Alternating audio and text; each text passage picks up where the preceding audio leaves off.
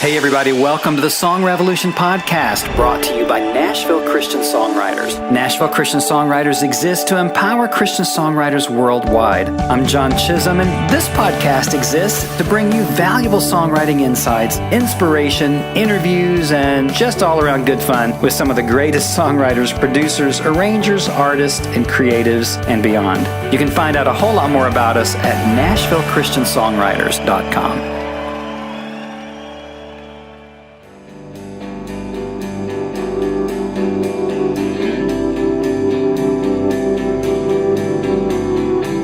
All who thirst, come to the waters, leave your barren land. Forget the past and look ahead. Hear the words that satisfy, that your soul may live. Such faithful love He longs to give. We will bless the Lord and we will. Hey everybody, John Chisum. Welcome to the show today. Let me ask you this. Do you think there's a connection between our emotional well-being and our creativity? Well, I certainly do. And this week I got to sit down with my dear friend Gerrit Gustafson Hill. She is that rare and exquisite blend of a musician, singer-songwriter, and a healer. She's a psychotherapist here in Nashville, and she deals with a lot of creative types. And she knows she is a beautiful, creative person herself. She suffered an eating disorder as a child, and she's known the long road of recovery, and she seeks to help others, especially women, find their true selves and their greater power through her counseling practice here in town. Gerrit comes from a strong Christian family that's quite musical. Her dad, Gerrit Gustafson, helped co-found Integrity Music, and that legacy continues in her as she writes and performs her own songs, which we're going to be featuring here on the show today. She's married to a prominent music publisher, and she's just no stranger to the glamour of the music business or to the emotional struggles that come with it. She's got a deep commitment to freeing others from perfection and from what she calls the inner critic. We had a great time talking, and I know that you're going to get a lot out of it. Even if you don't understand the connection, I think by the end of the program, you will. So sit back and enjoy with me, Gerrit Gustafson Hill.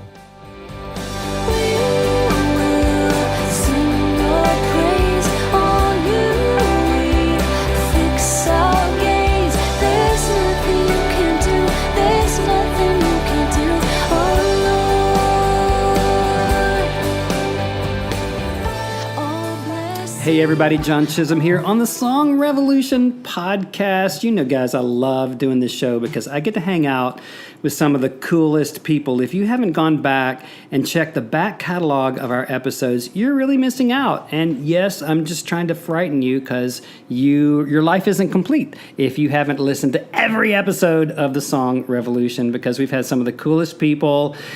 40,000 downloads in just a year, April 1. We're going to celebrate our 1 year anniversary on the Song Revolution. No kidding.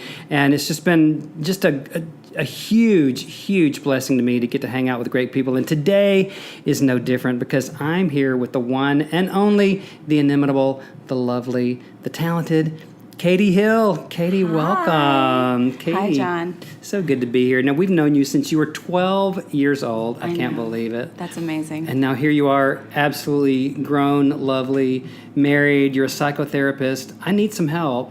Can I get a session? I'd have to refer you out. She's a writer. She just has had a private practice specializing in women's issues. And you just love to empower those ladies, don't you? Mm-hmm. Yeah. I love it. We're going to talk about that today. Yeah. I thought we've been talking about this for a long, long time, and Katie's going to tell you a little more about her practice and some of the things that she's into later in the show. But we've been talking about this for a while. Yeah. Yeah. Yeah, you've threatened me with this for a while, but it's taken a long time because you've been busy. It's been kind of crazy, but hey, you are too. And yeah. So I've been looking forward to talking about creativity, the creative process, kind of how our brains and our minds and our emotions are kind of like all balled up into what we do, and our audience are songwriters. Yeah. And creatives are kind of whack, aren't they? Very whack. I know this from experience. Well, I want to get into your story as well, but maybe give us a little more insight into what you're doing currently, just the big picture. Okay, yeah. And then we'll kind of dig into your story and into some creative stuff from there. Well, P.S. It's really fun to be hanging out with you. Thank you. And you're such a talent, and I'm in all that you're doing. So thank you. I am currently and have been for the last 9 years. Been working as a psychotherapist in private practice, and I have a little private practice over in Berry Hill neighborhood, which is in Nashville. And I love, love, love working with creatives. I specialize in women's issues, like you said. And, I love helping to empower women to live into their most authentic, creative, inspired selves. And there's a lot that goes into that. I mean, a lot of, let's face it, there's a lot of trauma that we have to unpack.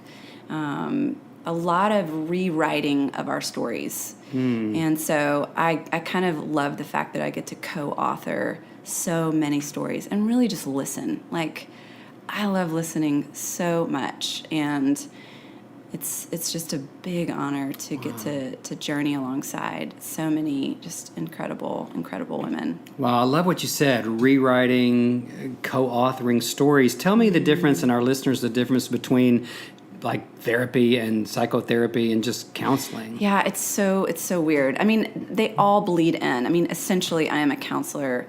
I say psychotherapist to help people identify what kind of therapist, because a lot of times you say, oh, I'm a therapist, and you get, well, what kind? Are you a physical therapist, a speech therapist? Right. So psychotherapist is just a very specialized word for therapy, like in a counseling psychology sense. Right. And the word counselor and psychotherapist, they kind of bleed together. So I'm LPC, so licensed professional counselor, which is just a little bit more specialized than a broad counselor. But yeah, they all kind of mean the same thing. But counseling isn't even Christian. I mean, what do you mean? You think it's the devil's work? It is. I mean, we're supposed to trust Jesus for everything. And if our head's messed up, we just pray more, read our Bible some more, and right? Well, and I think that is such a misconception. But I think, too, a lot of people grow up with this understanding in church that if they read the Bible, if they live right, tithe, if they, go to bed before midnight. I don't know, whatever the Get qualifications up at 5, are, that it's all going to work out. And I, obviously, grew up in a very Christian home and experienced incredible growth and healing in church, and as a songwriter and a worship leader, when I was doing that was such a healing part of my story. And to me, it's always both and. It can't be just either or. And therapy has been such a huge part of my story and so much a part of my healing. So I think that we do kind of miss out on this beautiful gift of this therapeutic journey.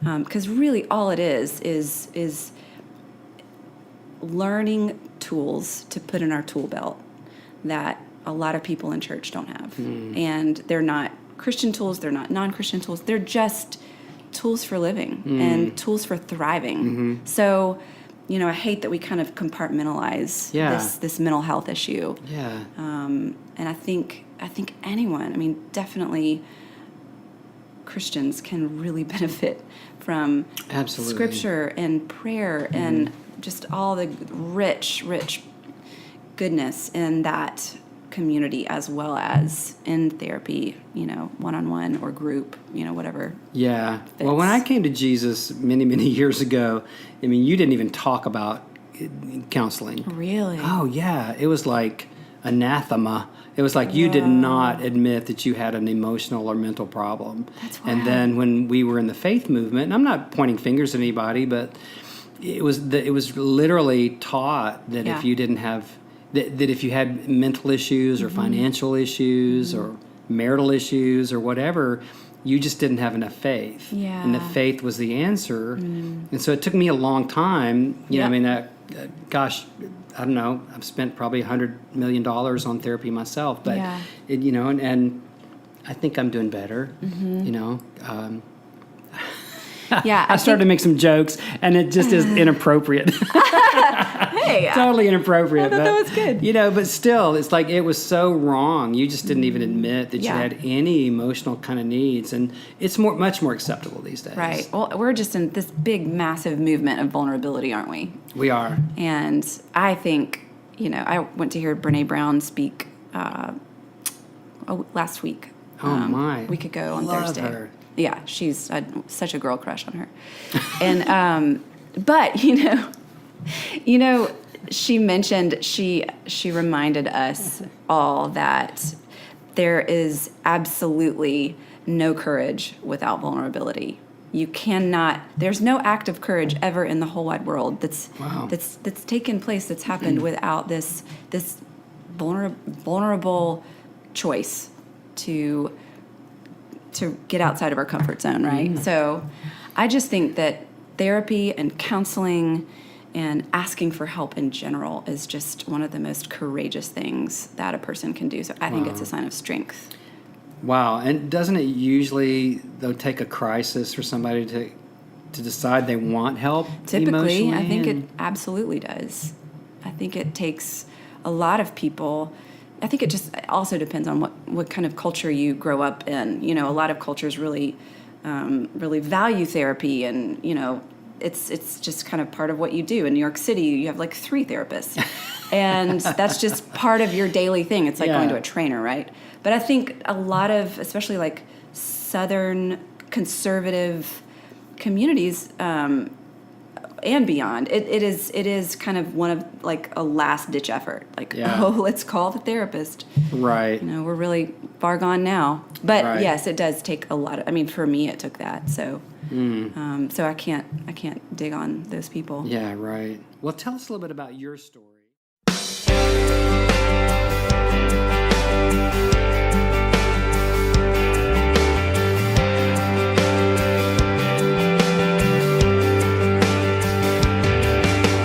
By your name the blind will see, the lost are found, and the slaves set free. You're amazing, and you're God. By your name the weary run, the sick are healed, the injustice won. You're amazing, and you're God. Faithful as the rising sun invites the morning, your spirit speaks the heart of grace.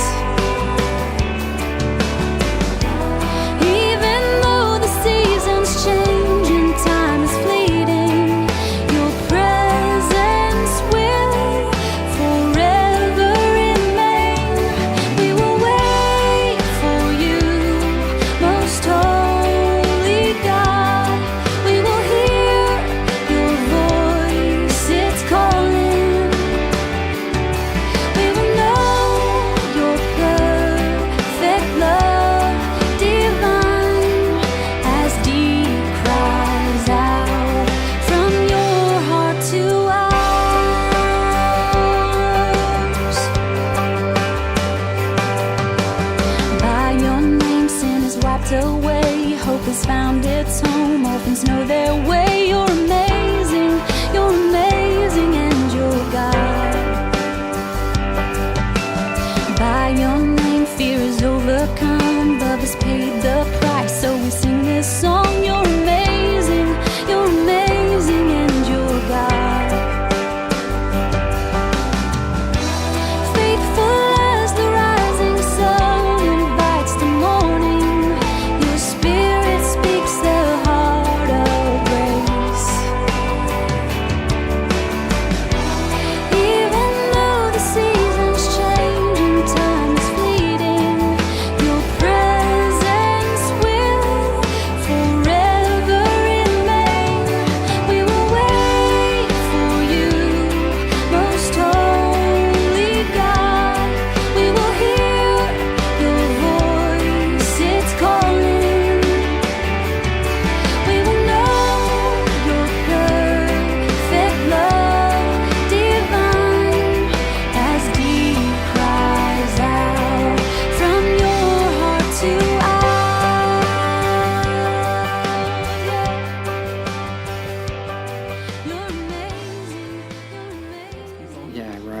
Well, tell us a little bit about your story, because as I said in the beginning, we've known you since you were 12, Yeah. and we followed and prayed Yeah. and believed for some great things for you, and you came through some horrendous things. Do you Yeah. want to? Do you talk about that in your? Absolutely. It's Okay. a big part of kind of what I do is just my story. I think how I came to counseling, I have always, I think it's just that sensitive kind of melancholic part of me, and I would imagine you have it too. Just I think a lot of creatives struggle, and I think we're actually all creatives, but I think there is a certain brand of creatives that really do kind of struggle with this almost, I call it like the constant funk. It's easier to go down. It's easier to get into just this low, just melancholic place. And ever since I can remember, I always struggled with a lot of perfectionism and just going to that depressed place a lot. And my first experience with counseling really was a result of an eating disorder that I had in starting really at probably age 12 or 13. I think I started dieting around then, if you can believe it. And then moving into like 14, 15, 16, just really started buying into this whole eating disorder. So started losing loads of weight, and it was at bondage. I mean, I felt complete powerlessness, and so much fear. And that was the first kind of massive manifestation of my depression and need to control, was this eating disorder. And growing up in the church in Mobile, Alabama, counseling was kind of a new thing for my family, especially. And we found this sweet therapist who, honestly, it's so the Lord.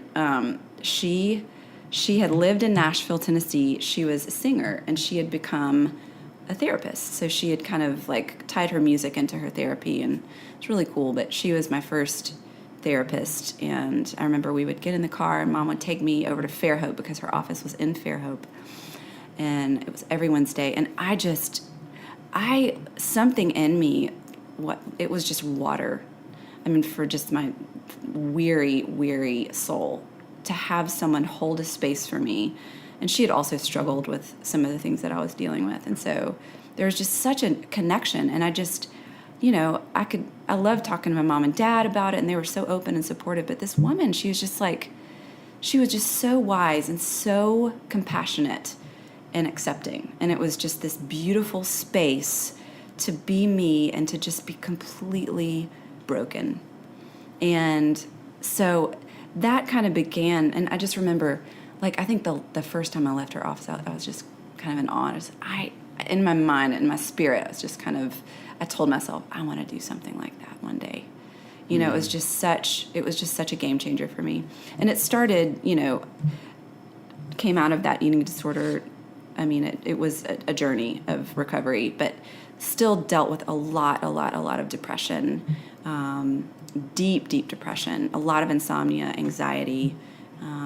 Had to go to the psychiatric hospital at one point, lost my memory. Just, it was nuts. I mean, oh my gosh, I didn't know that like part. I was in the crazy bin. Like I thought I was going crazy. It was just so much confusion, a lot of spiritual confusion, a lot of identity confusion, tons and tons and tons of fear. And looking back, it seems like a different lifetime. And I can attest to part of that being because I have asked for help so many times. And so definitely I still struggle with depression. I mean, I still go into those kind of self-loathing, self-doubting, just confused spaces, and have a lot more tools to deal with and know kind of how to separate from it, how to externalize that depression and anxiety. And I really am grateful. I mean, it's been a healing journey, just in terms of my faith, in terms of, creativity has been a huge part of that. Writing has been a huge part of that. Definitely therapy has been a huge part of that too. So yeah, my story includes a lot of just depression and a lot of healing and a lot of different kind of like, it's kind of like the whack-a-mole, it's like the whack-a-mole game at Chuck E. Cheese, remember? I know, right? It's kind of, I feel like my story has been the root cause of a lot of the root emotional issues been the depression, but it's like, it's popped up in different ways. Yeah. It's kind of, just constantly like beating that head down. So Wow. a lot of different brands and manifestations, I'll say, of that depression.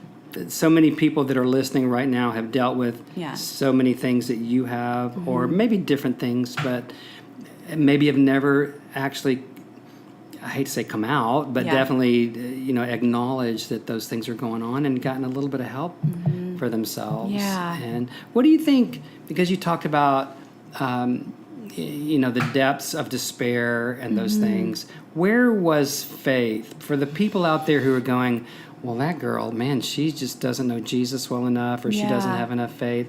What about the spiritual side of that? You were raised in a beautiful Christian home. I know your parents They're very, very well. so precious and amazing. Yeah. But I mean, how have you kind of walked between those two things? Yeah.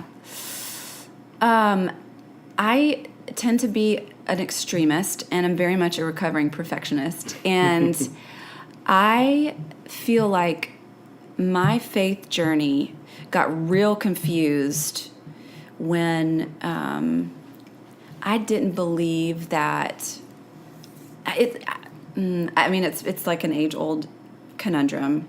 I really was so afraid that God was not good.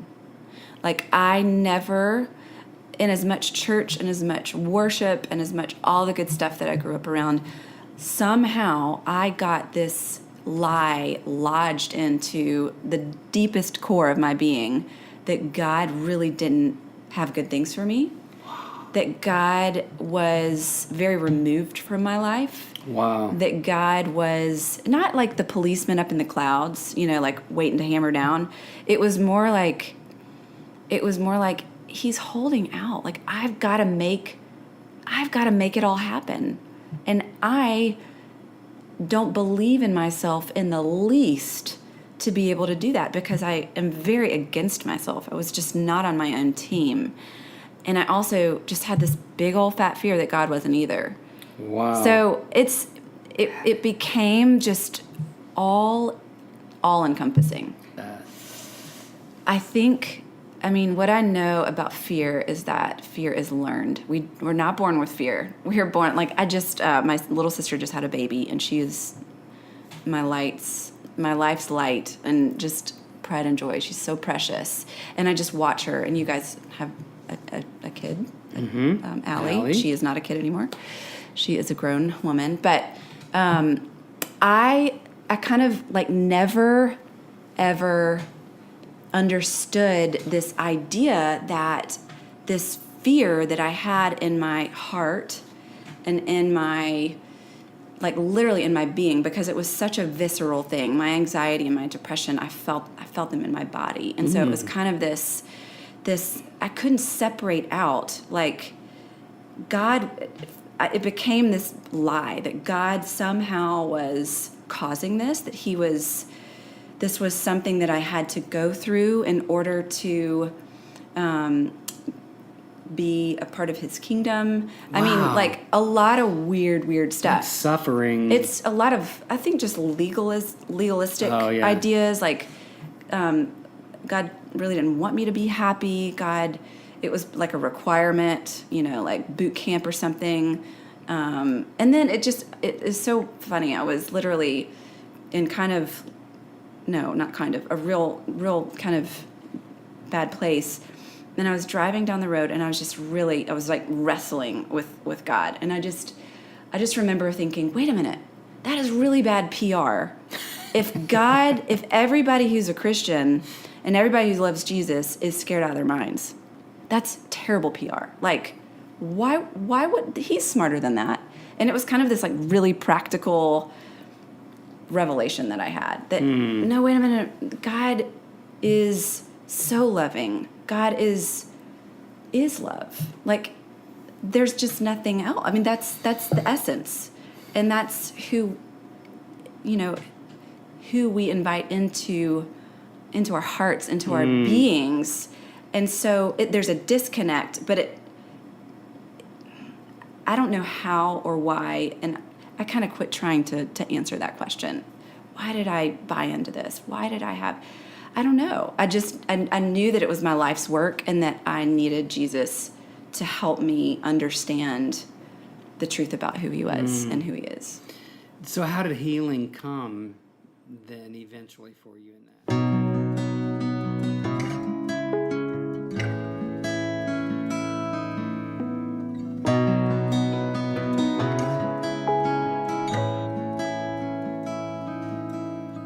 Beautiful Jesus, you overcame death so that I might live. Beaten and broken, the perfect one suffered the cross for my sin, for my sin. It's your love over me. It's your love over me. It drives away fear. It dries every tear. It's your love over me. It's your love over me. It draws me to you, and everything's new.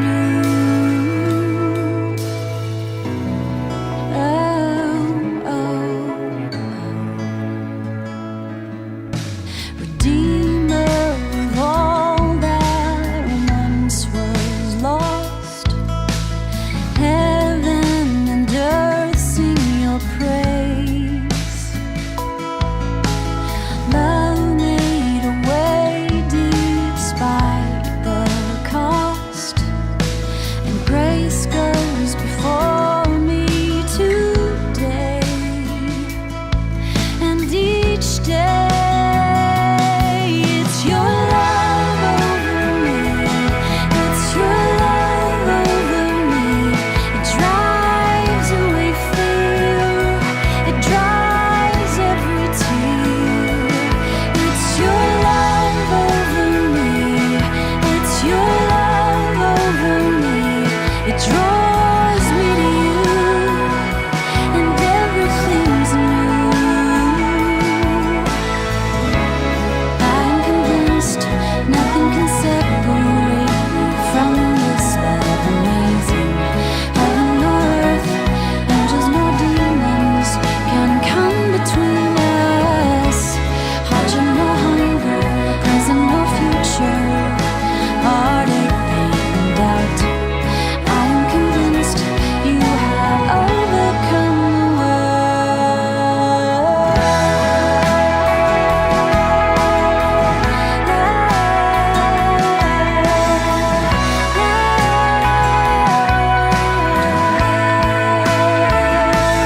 It's your love over me. It's your love over me. It drives away fear. It dries every tear. It's your love over me. It's your love over me. It draws me to you, and everything's new.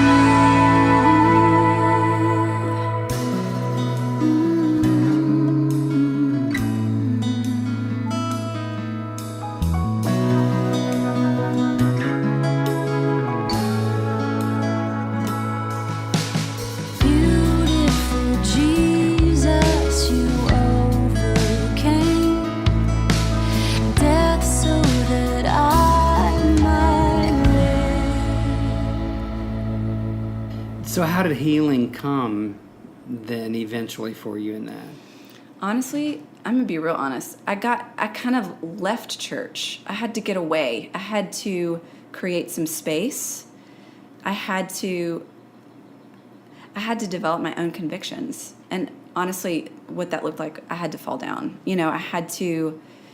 I had to come to a place of loving Jesus and knowing grace for myself, not through my parents, because their brand, it was working for them and it wasn't working for me. And so honestly, I don't know, like, don't try this at home, kids, but I literally had to, I kind of had to walk away. Yeah. Wow.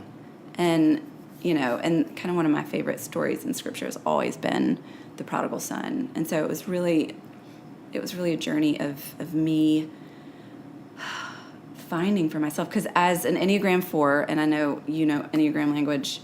I'm a 4. Yes, of course you are. Of course you are.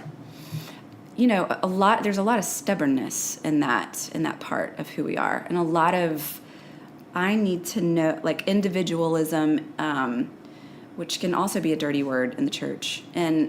But autonomy. I needed to embrace it for myself. I needed to know that I was special, that that I meant something to God that was different than everyone else. Wow. And so it was number kind of 4. It's You're unique. It's yeah, like flaming number 4. Yeah. Flaming all 4. Day long. All day long. That's good. I didn't mean to interrupt you, but that's so 4. It's It so is. 4. I love that you're 4. So you needed to know that you were special to God, that you weren't just among 7 billion people that he loved, Yeah. but that you had a real reason to be. Yeah. That felt really hollow. It's just, and I mean, I think it just, again, goes into that perfectionistic, kind of stubborn part of me that says, wait, this isn't good enough. I need to know. All these people are talking and praising and, rejoicing about this God, and I need to know how brilliant and how personal and how insanely accepting and loving this God is for myself, because I wasn't getting that in church. I wasn't getting that from the information that I was being fed. I just had to experience that. Wow. Was there any particular thing, or was it kind of a gradual kind of thing for you? Like, how long was this period? Because you went on to make some brilliant worship music that I love to this day. I think God, and for me, used the creative process to kind of get back to him. Because I literally, it was like I had this kind of apathy, and I wasn't tapping into this creative gift that I didn't really believe that I had. And so John Hartley, being one of them, had such belief in me, and so many people kind of came around me and really, really encouraged me. And that was a really big aha for me. And just the creative process was one. Writing is just a place that I connect spiritually. But also, I have more of a private kind of faith. Like, I always felt like the only way to be a Christian was to be, like, evangelistic about it. And something that's kind of been a light bulb for me is that I don't feel the need to,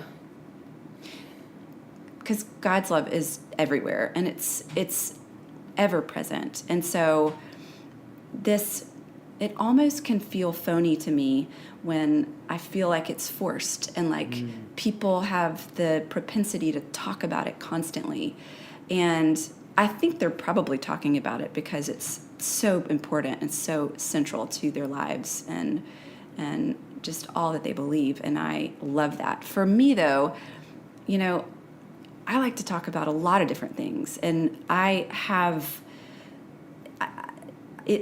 needed it to be bigger. Like, I needed God to not, in my faith, not to be this thing that was narrow and kind of funneled everything down. I needed it to make life bigger and more adventurous and more beautiful. I wanted to see.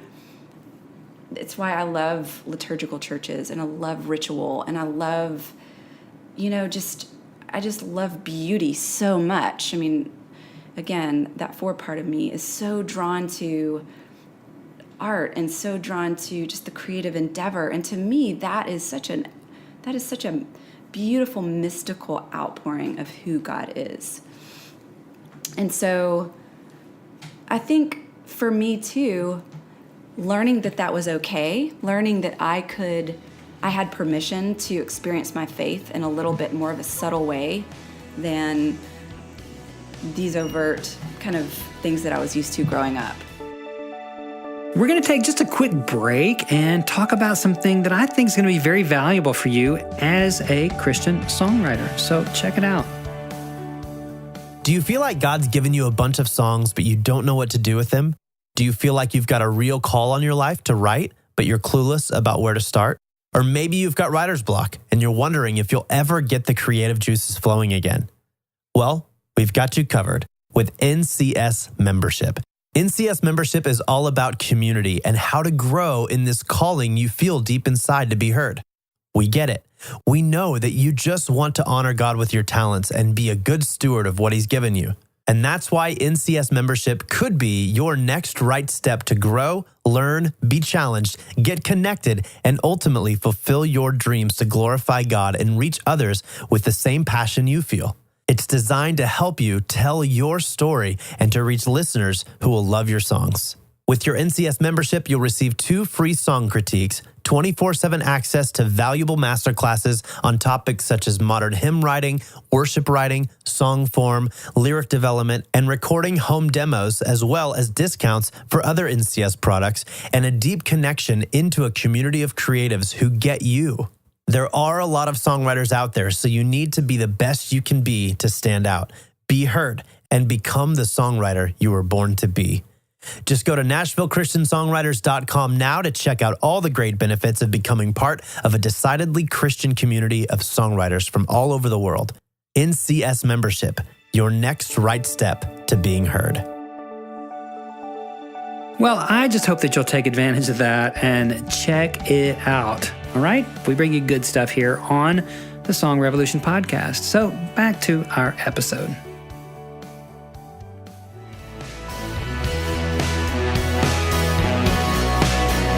In the stillness of the night, you are there. In the waking of the dawn, you are there. And there's nowhere too far. Your love can reach. You are wonderful to me, my Jesus. You are wonderful to me, my Lord. You are wonderful to me, Holy Spirit. You are wonderful to me.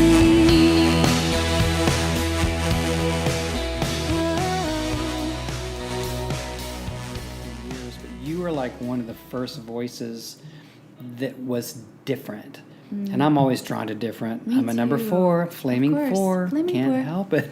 But I love We your need a s- handshake for I that. know, all right?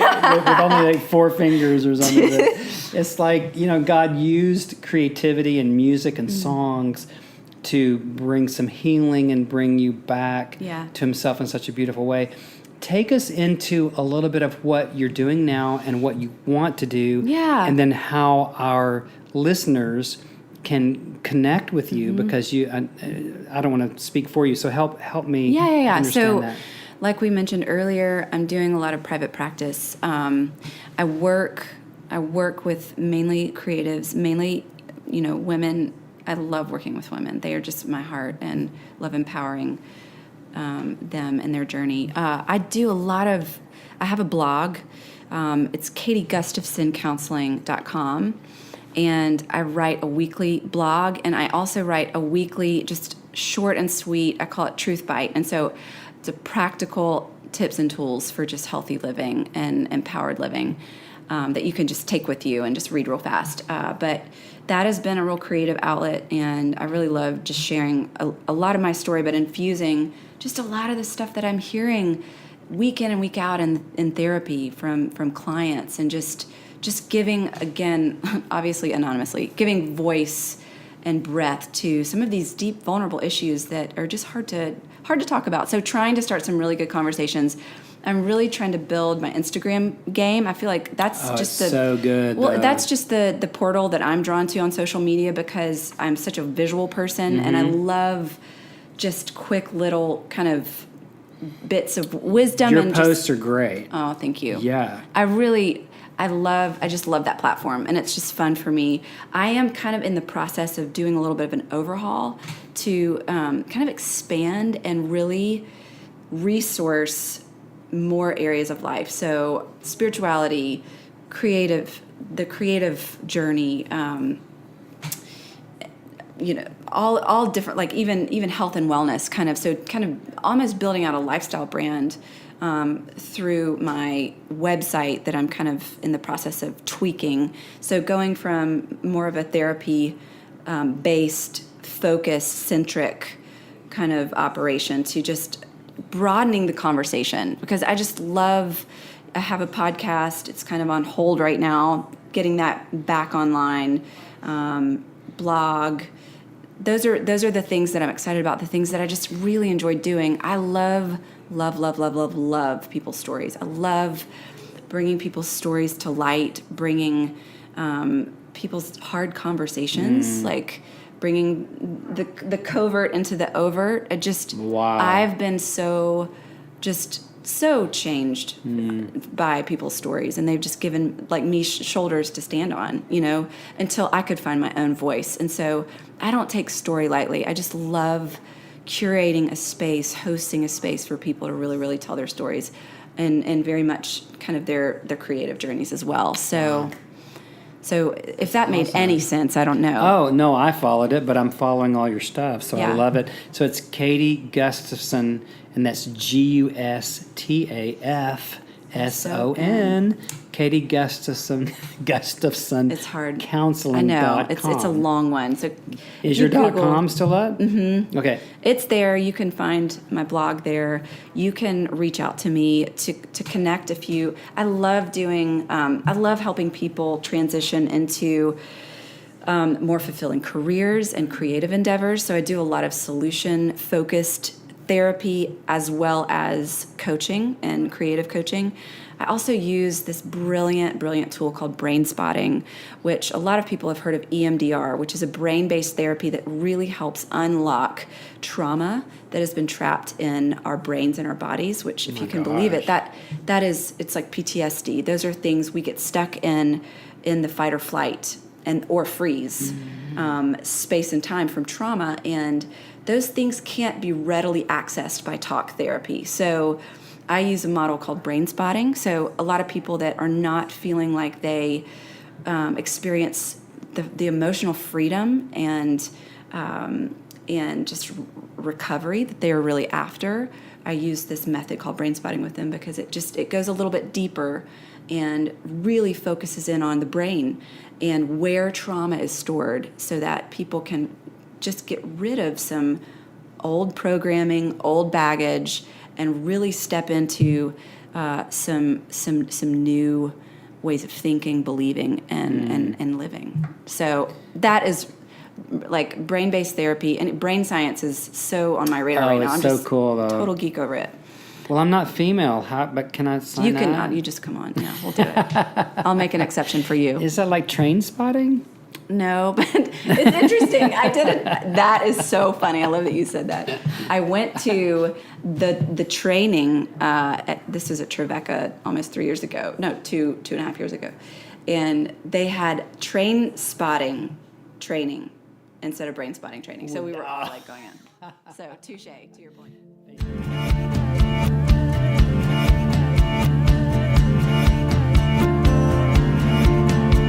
Your heart is for the broken, your fight is for the weak. And with the word you've spoken, creation into being. Your grace is for the needy, your stand is with the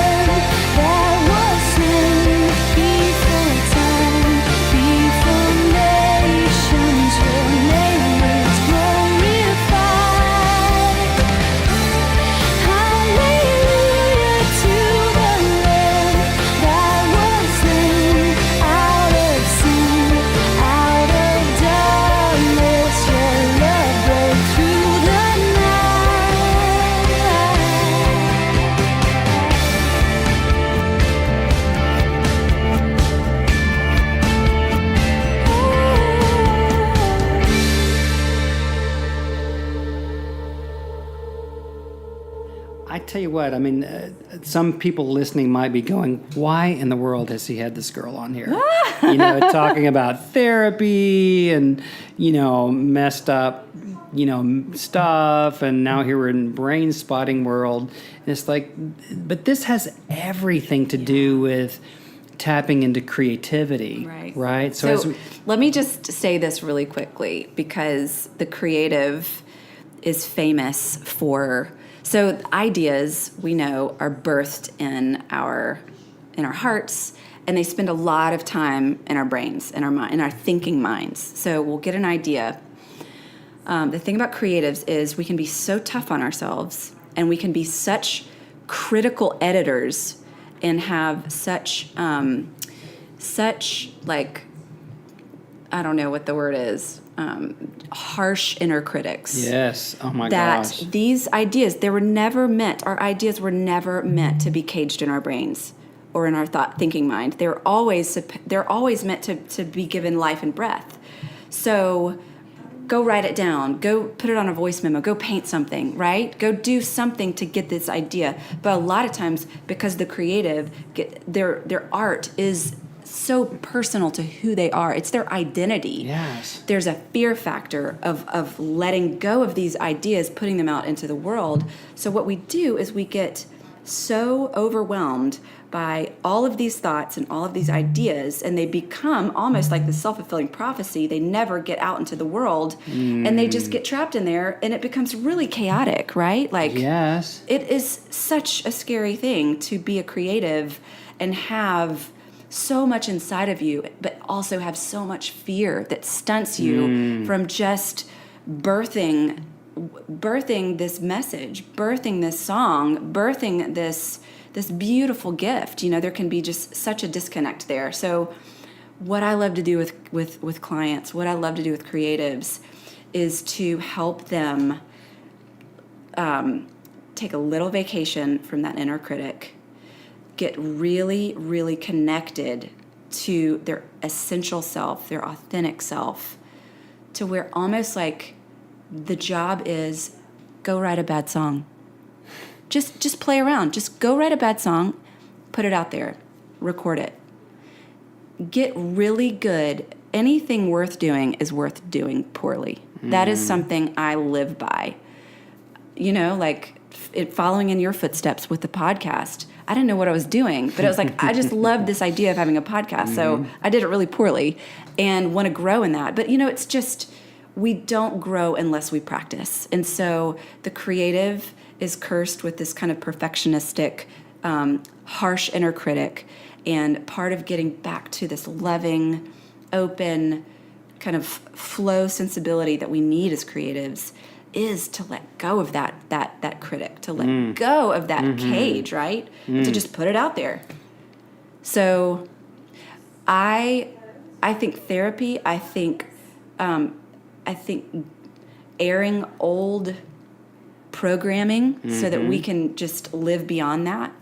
I think working with someone who can hold space for you and create safety for your story, I think it is necessary for creatives to really fly. I really do. I think it's just such a gift, and validates the creative, validates the artist and the writer in their identity, not only as child of God, beloved, but as mimicking his the first way we know him, which is as creator, right? Like tapping into that identity. And we all have that capacity to some degree. And so that was a lot of talking. No, but it was beautiful, and I'm just mesmerized. Of how you saw me out and made me new. Your mercies never fail, your goodness will prevail always. And in your presence, Lord, is where I want to stay. I found the hardest part is being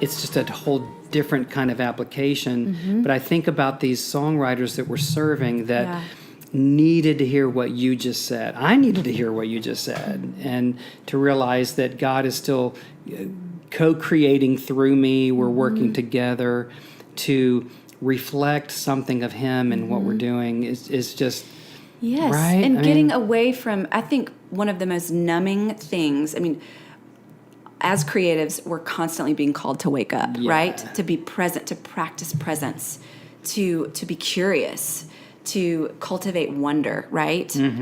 But you know what we're really good at is consuming. We are professional consumers.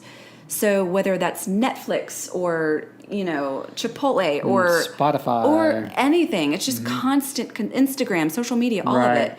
And part of the challenge for me is when I feel like I am in that stuck, apathetic kind of, oh gosh, this feels really tight. I'm not connected to myself. The first I go right, or I put something out there.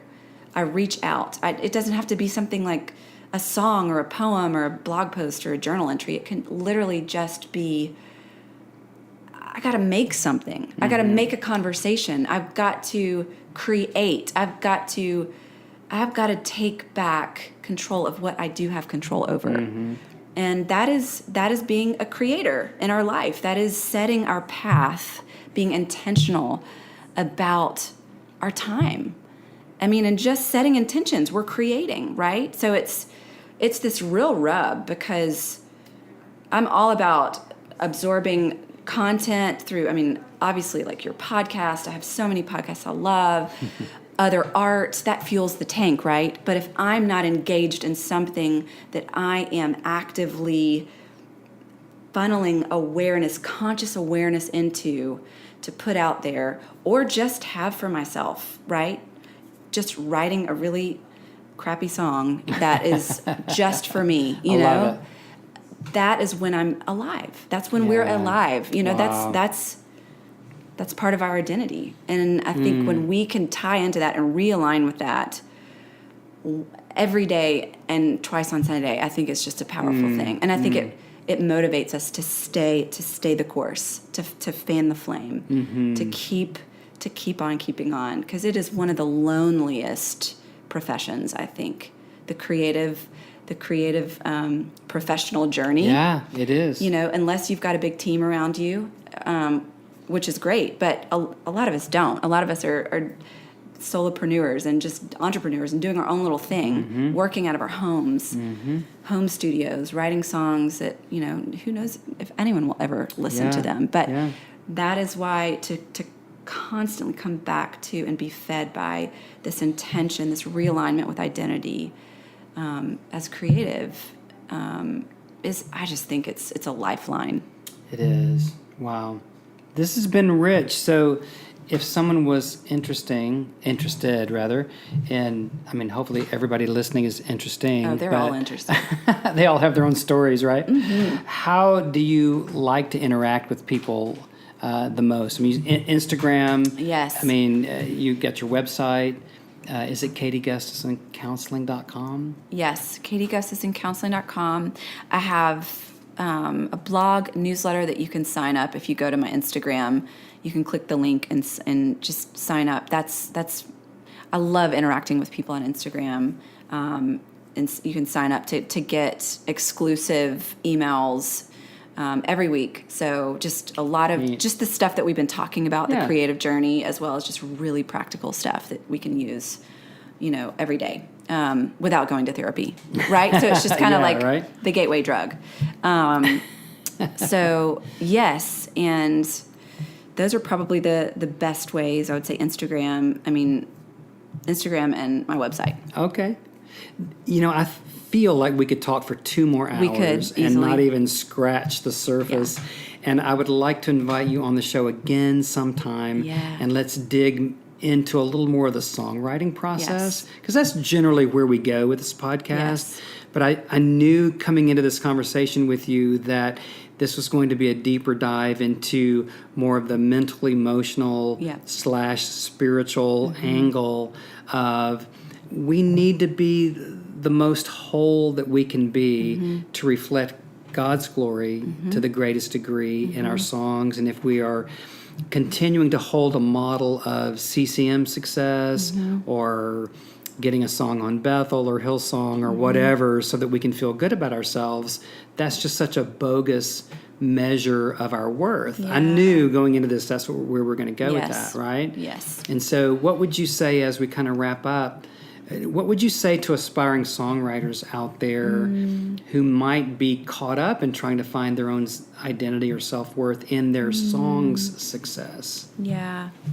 Say that last part one more time. They're trying to find their identity in their Yeah. song success. Yeah, like they want to get a song published, and if they Right. don't get a song published, then they don't feel good about themselves, or Right. they've hung their own identity on that peg Yeah. of getting published or Yes. getting heard. Right. Oh, yes. Well, I would say that's such a good question.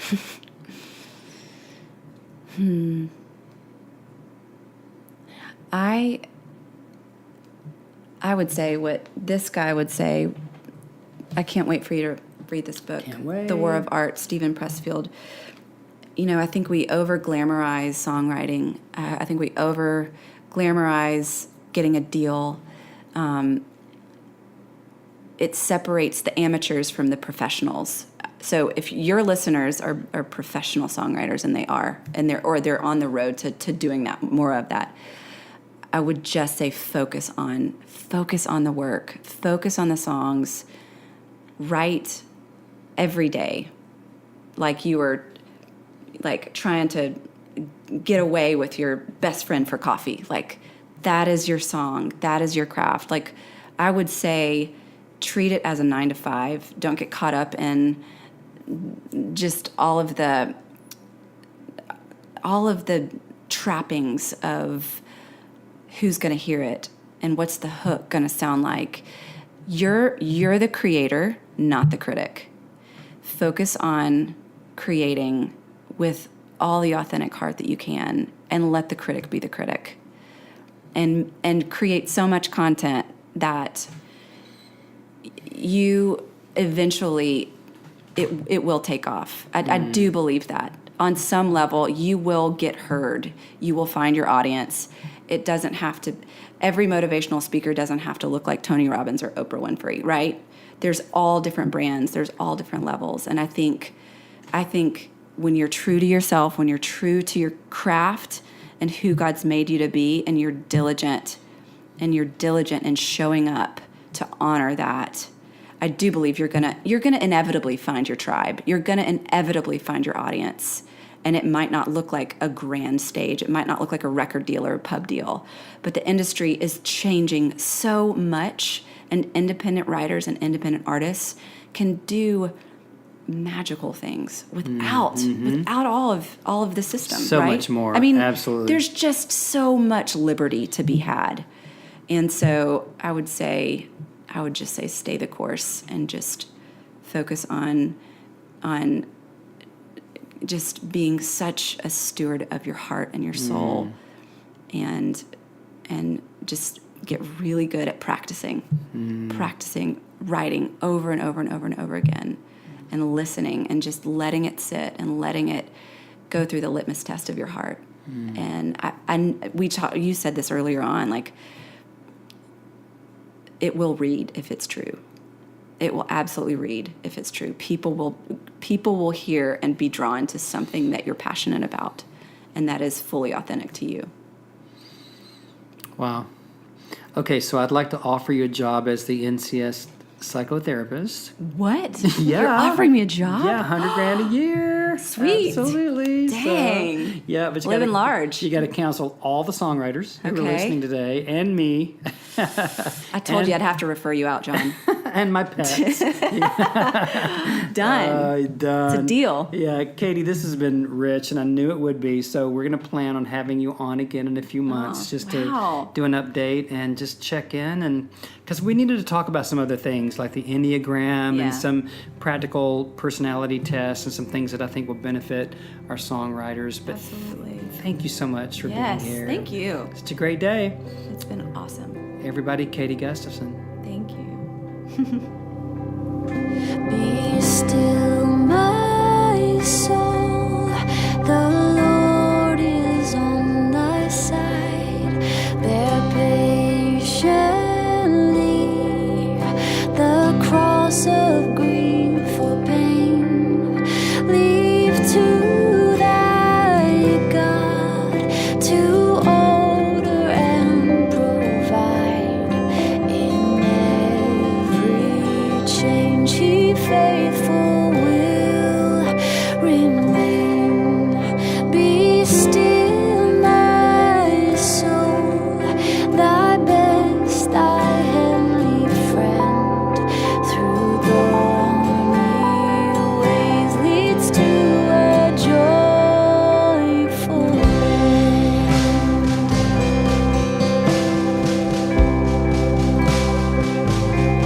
Be still, my soul, thy God doth undertake to guide the future as he has the past.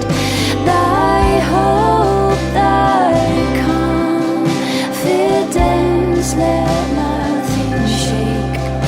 All mysterious shall be bright at last. Be still, my soul, the waves and winds still know his voice, who then while he dwelt behind.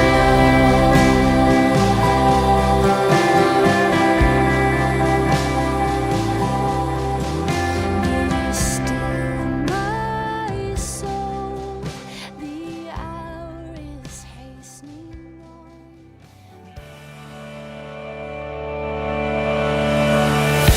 Hey, thanks for listening to the show today. I'm blown away with the encouragement and inspiration that every guest brings, and today was certainly no different.